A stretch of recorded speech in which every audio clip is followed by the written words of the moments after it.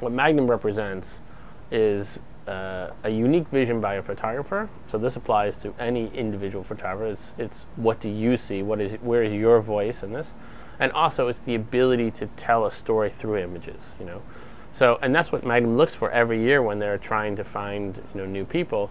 They're saying who is really pushing the envelope of really telling stories in a unique way, and who's packaging that. So it's not anyone can get the one image. I'm not a photographer. If I'm in the right place at the right time, I could take a picture that no one else would have, and maybe that would land on the cover of Newsweek because I was just happened to be there.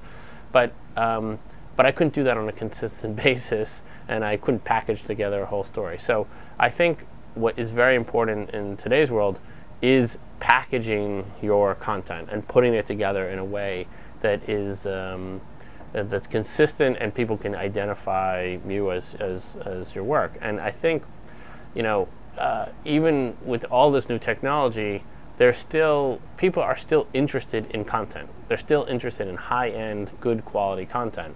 And the question is, where are the sources that are going to fund that content, and how are you going to distribute that content? And I think those are the two questions.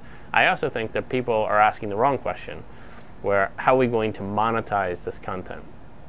I don't believe you're going to monetize that actual story.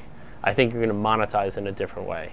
And I believe sort of like, if I use an example like U2, they make 5% of their revenue off of the songs, but they make 95% of their revenue off the tours, off the merchandising, and off of all of the other brand associations they have. Now that's harder for an individual photographer, how do I do that?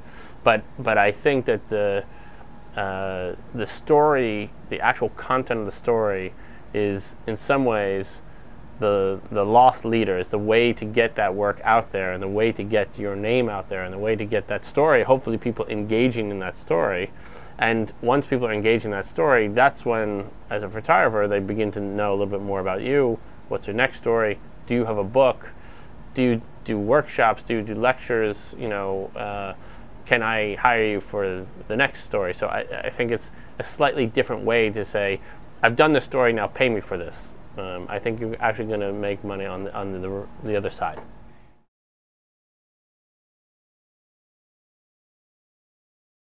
There are many, many opportunities now to produce content in a variety of different ways. And so what is shifting is, before Magnum used to rely on the newspapers and magazines to start the editorial process. And usually a photographer would go off somewhere, shoot something, and then get really inspired or really engaged in that issue, and then go back again and again and again on their own expense and produce this work. And that's what produced the great bodies of their books or their exhibitions. It's usually a personal project. But the engine definitely was a newspaper magazine that started with an editorial idea. But now if you look at how fractionalized some of these issues are, there are still many I would say NGOs and other ways to fund an editorial project.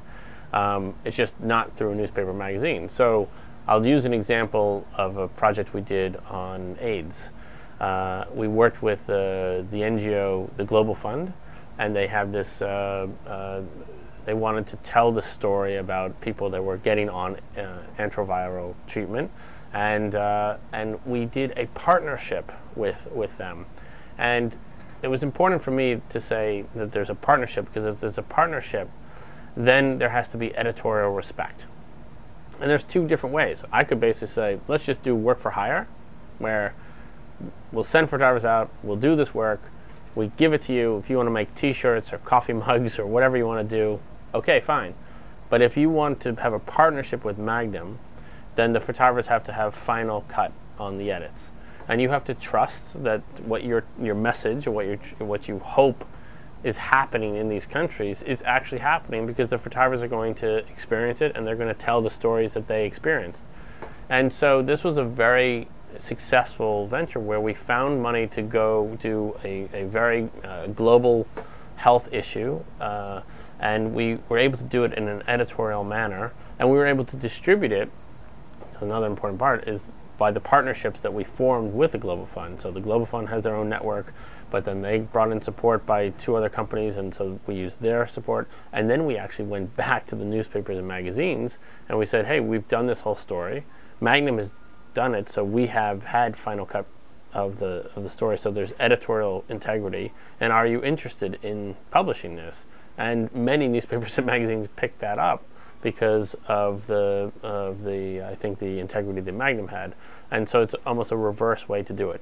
But I think I could find support for any story out there. I mean, if you want to talk about ballerinas, you know, there's in the world there's probably several institutions and several individual patriarchs of ballet that you could probably find to help support a full, you know, photojournalistic story on ballerinas and the life of a ballerina, and then you could find very targeted audiences that would be interested in that content.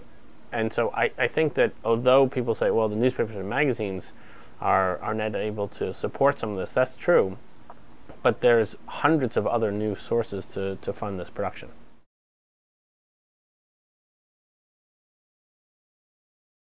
So this year was, I think, a very important deal on 2 fronts. Number one, Magnum had this, Magnum New York, it's the New York office, we had this very large press print archive.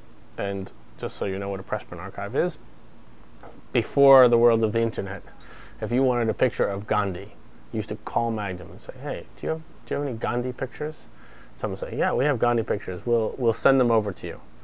Someone would get on the ladder, climb up the ladder, pull out the box of Gandhi, and flip through all the pictures of Gandhi, put them in a folder, send it to the New York Times. New York Times photo editor would then look at it and say, okay, you know, this one, I'm going to run this one, put that aside, take the folder, send it back to Magnum. Magnum would take it, you know, refile.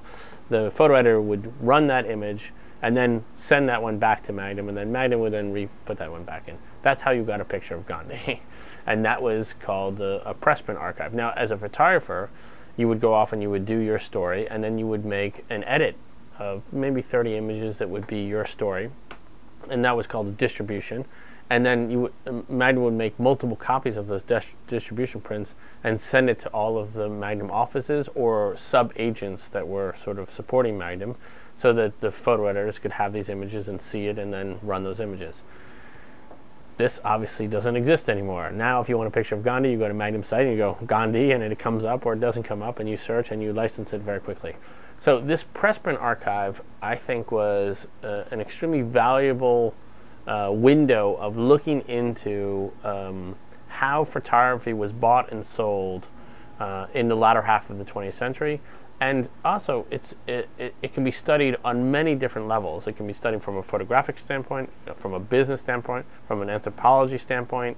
And it was important, I think, for Magnum to take this archive and preserve it and put it into a place that could use it as a study collection.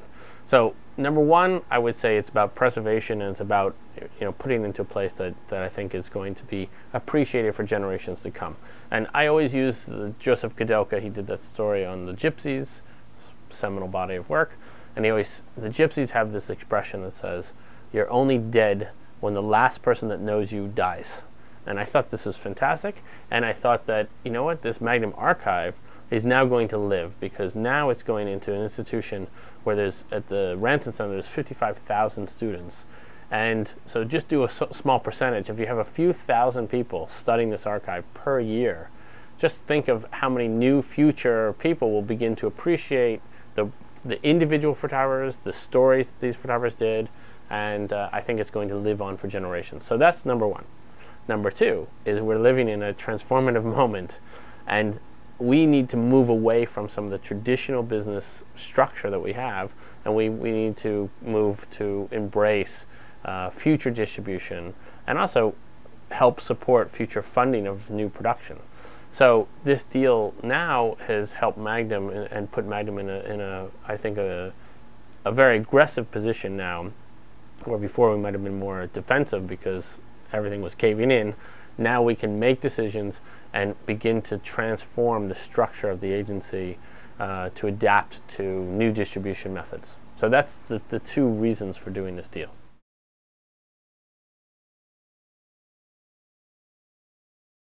the more people that are shooting, the more people that are in photography is where I think there is a great opportunity for us to harness some of that energy and harness people that are interested in photography to our advantage. So I see it as a great opportunity. Now, I think, is there more competition? Is there more people taking pictures? Is that, yeah, sure.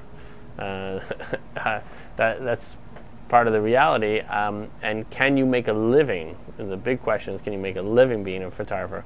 Well, it's always been tough, especially in photojournalism. I mean, you can get paid $500 to get shot at with bullets coming for you, or if you were in fashion photography, or if you were in advertising, you can get $10,000 a day to take pictures of a Coke can. So it's always been a tougher battle. But I think that there is many new opportunities for funding.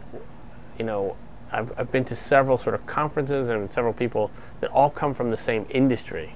And they get very, very negative, and they're very concerned about, you know, like the doom and the end of the world, and this is terrible, and how can we do this, and throw up their hands. But, you know, I don't see the new faces in those meetings, like Google or even Twitter, or I mean, there's completely new ways to distribute content, and I think that those companies need to be part of this conversation, and I think the organizations that begin to understand that and begin to make partnerships with distribution platforms that way exceed what a newspaper or magazine's reach used to be.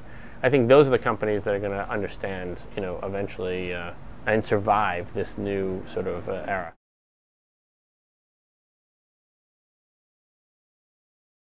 The second you had a handheld camera, you had Robert Capa jumping off transport, you know, ships covering D-Day and showing the world something that they could never see. The next evolution that I see is, when are people going to use the new distribution platforms and this new device and have people interact in content in a completely different way? And I know people say Twitter's stupid and this one's stupid, and you know what, to some degrees, yeah, it is, you know, but there's also some amazing power in the way people are connecting to one another, and I think we shouldn't shun away from that. I think we should actually embrace that, and we have to figure out how this content is going to be engaged, and maybe it never even makes it to print, you know, which is what the photojournalism, how could it never make it to print? But maybe never makes it to print, but it makes it in a different way. And when I first came to Magnum, especially with Magnum Motion, in 2004, when there was only the iPod, I said, do you want, so the iPod was about this big, you know, the screen. So I said, you know, do you want to have your pictures seen here? And most people were like, no, I don't want to see this. And I said, you're right. This is terrible. Like, I don't want your images. You know, no, that doesn't give justice to your images. It's like looking at an image in a watch, you know. But I said, but do you want to be part of the conversation? I was like, yes, of course. I said, guess what? The conversation starts here. So if you want to be part of the conversation, you start here. They engage here. They get to maybe the iPad now, or online. They eventually buy your book, if there is a book, or they go to your exhibition, or they go to your lecture, and they begin to understand who you are as a photographer and what you're trying to do, and maybe they start following you. And I think those are the opportunities that are in the future.